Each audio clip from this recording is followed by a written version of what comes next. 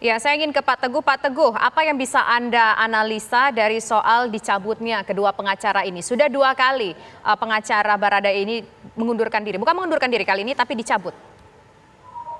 Saya melihat ya, tidak ada sesuatu yang substantif dari tindakan pengacara Deolipa dan Burhanuddin yang merugikan kliennya ya. Kan hubungan pengacara itu dengan kliennya, bukan dengan pihak lain ya. Pihak lain dalam hal ini penyidik, menurut saya juga tidak terlalu terganggu dengan kerja advokat Deolipa dan Burhanuddin. Justru saya tidak tahu nih, tetapi kalau yang saya lihat pencabutan itu diduga adalah intervensi langsung dari tim penyidik ya kepada Baradae. Nah ini yang menurut saya menyalahi ketentuan, karena di dalam kode etik gitu ya, kode etik Polri, penyidik harus menghormati hak-hak daripada tersangka untuk menunjuk pengacara, dan juga harus tidak boleh mengintervensi hubungan pengacara dengan kliennya, mengatur gitu. Jadi ini intinya intervensi. Pak Sugeng, latar belakangnya apa? Ya. Soal intervensi ini, kenapa melakukan intervensi? Padahal polisi berkali-kali menegaskan akan membuka kasus ini secara transparan dan sejujur-jujurnya. Ya, yang kemudian perdebatan yang muncul di permukaan kan terlihat dari pernyataan Pak Kabar Eskrim ya, yang mempersoalkan menuduh peran berlebihan dari pengacara, bahwa pengakuan yang jujur dari Baradae itu seakan-akan diklaim hasil kerja pengacara, dan Pak Kaba menyatakan itu hasil kerja tim penyidik. Perdebatannya kan di situ ya. Ini perdebatan yang menurut saya tidak perlu ya. Apakah hanya karena itu ya, atau apa yang IPW soroti itu pentingnya adalah pengungkapan kasus ini secara utuh ya. Pengungkapan kasus ini secara utuh, yaitu kasus dengan tersangka FS ini bisa disidangkan dengan satu proses pembuktian yang kuat. Oke. Ya. Kalau misalnya tindakan Deolipa dan juga rekan Burhanuddin ini melemahkan proses pembuktian daripada penyidik ya, mungkin itu ada alasannya gitu ya. Tapi saya lihat kan tidak ada. Baik. Ya ini pandangan IPW ya, intervensi itu dilarang ya.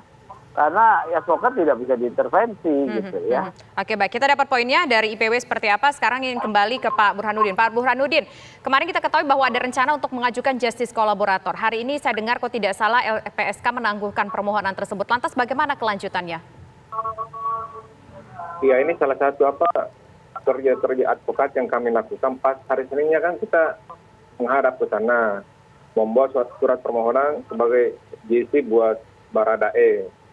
Begitu surat diterima, diminta apa bukti barunya, fakta baru ya, kami ungkapkan secara transparan di sana, karena LPSK itu akan memverifikasi apa benar ini ada fakta baru. Nah, fakta itu kita ungkapkan secara transparan bahwa tindak pidana ini tidak sendiri, ada pelaku lain gitu, ada yang utamanya, dan Baradae ini akan mengungkap secara terang benderang apa yang terjadi dengan peran masing-masing yang di PKP itu waktu terjadi tembak dan terjadi pembunuhan di sana gitu. Nah, besoknya Pak dari tim LPSK udah terima, udah selesai semua. Dia bilang besok kami mau koordinasi ke penyidik Barreskrim. Tapi kok sampai sekarang ada keterangan baru belum bisa ketemu, saya heran juga gitu, karena terkonfirmasi kemarin itu waktu pasca kami nyerahin surat, dia janji ke Barreskrim dan tim penyidik untuk ketemu tim penyidiknya, memastikan apa benar ada fakta baru. Kemudian mau mengetahui situasi, kondisi terkini dari Baradae itu sendiri. Baik, Pak Burhan, kemudian ada juga pihak yang mengaitkan bahwa kenapa dicabut kuasanya, karena dari tim kuasa hukum dari Pak Burhan, dari Deolipa, terlalu dalam Pak membocorkannya ke media. Bahkan semua tulisan dari Baradae, pengakuannya semua Bapak utarakan ke media.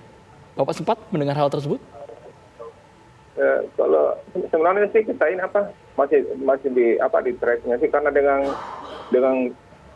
kita mencoba menjembatani komunikasi Baradae dengan publik, itu kan kita nggak buka semua gitu. Kita cuma kasih kisi-kisi bahwa kita akan ke LPSK. Nah kalau ke LPSK itu kan isyaratnya bahwa pelakunya tidak tunggal dan dia bukan pelaku utama. Nah ini kan ngarahnya ke sana, kita cuma bocor-bocor dikit bahwa dia nembak gitu atas perintah atasannya dalam tekanan juga. Nah ini kan semua yang dipublish oleh Bapak Kapolri pada penetapan PSK berikutnya. Baik. Jadi saya kira cuma bocoran dikit bahwa dan itu juga mendorong kerja-kerja Bapak Reskrim untuk menangkap ini kondisi bahwa bekerja cepat untuk status KLM ditetapkan, karena alhamdulillah juga kita apresiasi bahwa luar biasa ini kerja penyidikan.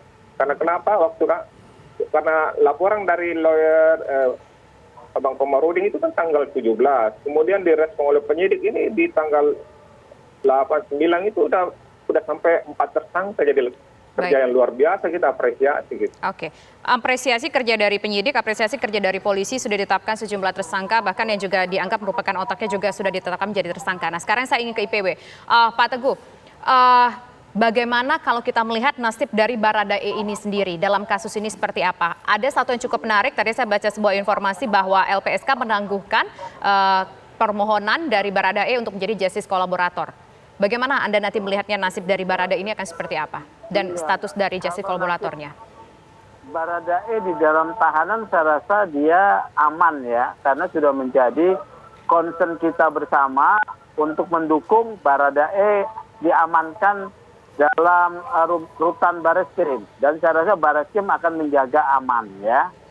Nah, problematik antara perbedaan pendapat Bareskrim dengan pihak kuasa hukum Diolipa yang dicabut dan juga Burhanuddin ini, jangan kemudian menjadikan kasus ini menjadi melemahkan lagi prosesnya, itu ya.